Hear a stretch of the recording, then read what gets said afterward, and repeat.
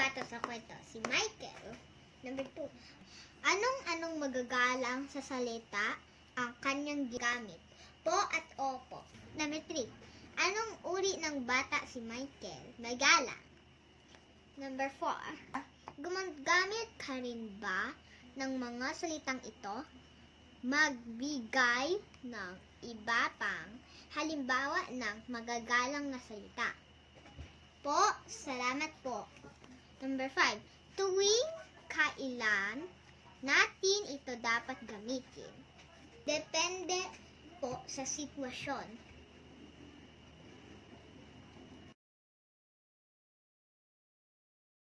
Gawain sa pagkatuta bilang 2. Lagyan ng check kung dapat bang gawin at X naman kung hindi. Bakit na? Kung hindi. Isulat sa kwaderno ang iyong sagot. Number 1. Hayaang tumunog ang telepono. X. Number 2. Ibaba agad ang telepono pagkatapos mong magsalita. X.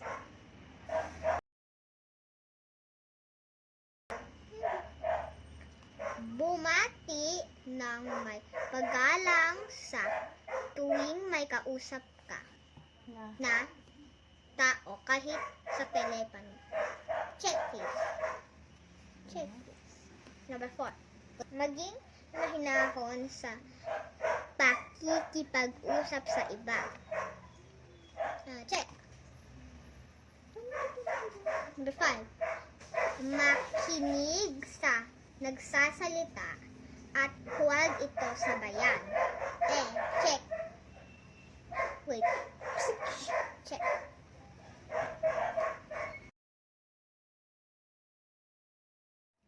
Gawain sa pagkatuto bilang 3. Kopyahin ang chart sa iyong kwaderno. Punan ito ng mga magagalang na salita ayon sa gamit nito.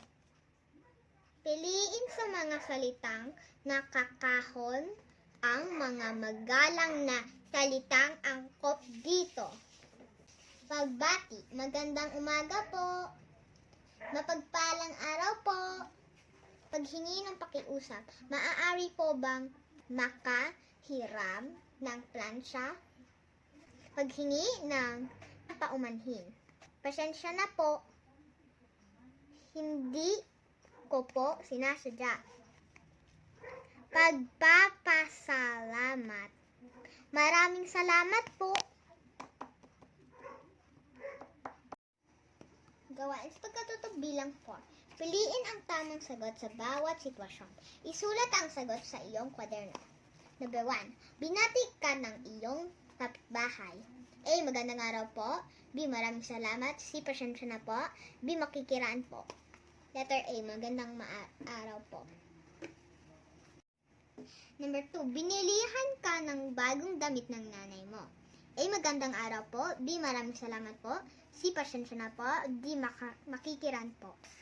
B. Maraming salamat po. Number 3. Mayroong nag-uusap sa daraanan mo. A. Magandang araw po. B. Maraming salamat po. C. Pasensya na po. D. Makikiraan po. Letter D. Makikiraan po. Gawain sa pagkatuto bilang 5. Isulat ang P kung ang pahayag ay nagpapakita ng magagalang na pananalita at HP kung hindi. Isulat ang sagot sa kwaderno. Number 1. Maraming salamat po. Pagalang ba yan? Yes, ito ay paggalang. So, letter P. Middle of nowhere. P. Okay, number 2. Pasensya na po. P. Paggalang. Huwag na, letter P na. Number 3. Iabot mo nga sa aking iyan. HP. Hindi paggalang. Number 4. Magandang araw po. Letter P. Number 5. Ayoko niyan. HP. Nabaliktad man. Next, sige, tuloy-tuloy na. Gawain sa pagkatuto bilang 6.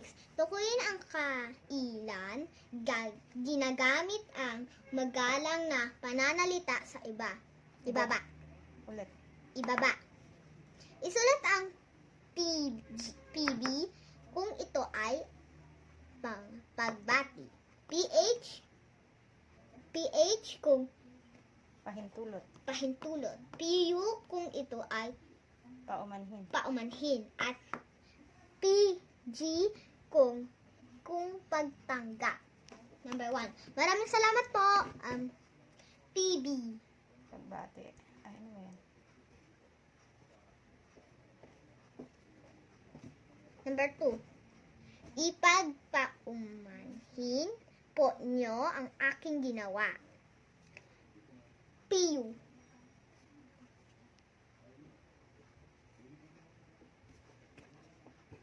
Number 3. Magandang araw po sa inyo. Letter B, PB. Number 4. Tuloy po kayo sa loob. Papahintulot. Number 5. Maaari po ba akong humiram ng aklat? PH.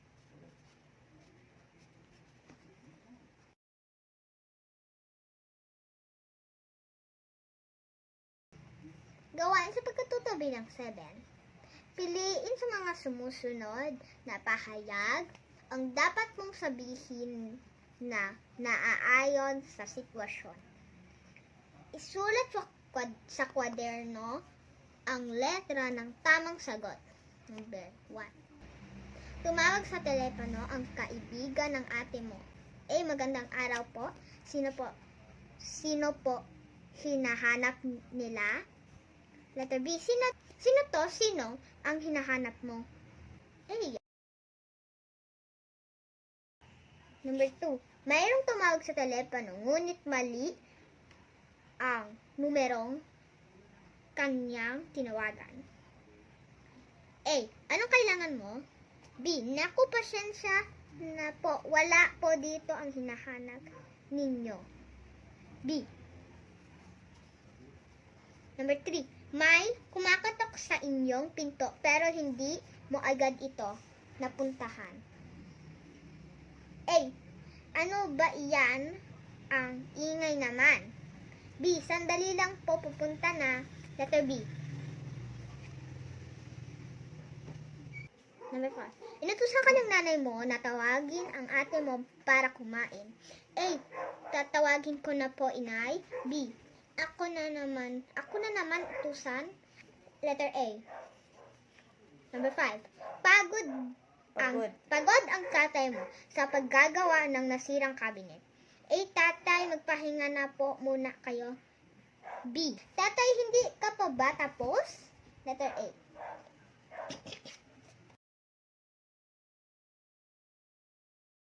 Gawain sa pagkatuto bilang 8. Ibigay ang tamang pahayag na nararapat mong isagot sa mga sumusunod na sitwasyon. Isulat sa kwaderno ang iyong mga kasagutan. Number 1. Binati mo ang iyong guro sa pagpasok. Magandang araw. 2. Nanghiram ka ng pantasa sa iyong kaklase. Maaari po bang makahiram ng iyong pantasa? Number 3. Magpapaalam ka na lalabas upang umihi. Maaari po bang lumabas upang umihi? Number 4. Nahulog mo ang lapis ng iyong kamag-aral. Pasensya na po, nahulog ko ang iyong lapis. Number 5. Binigyan ka ng kaklase mo ng baon ng tinapay. Maraming salamat po.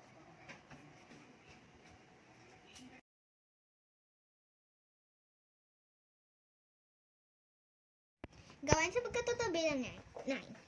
Ngayong alam mo na ang paggamit ng magalang na salita, gumawa ka ng isang comic strip na nagpapakita ng paggamit ng magalang na pananalita. Gawin ito sa kwaderno. Diyan ka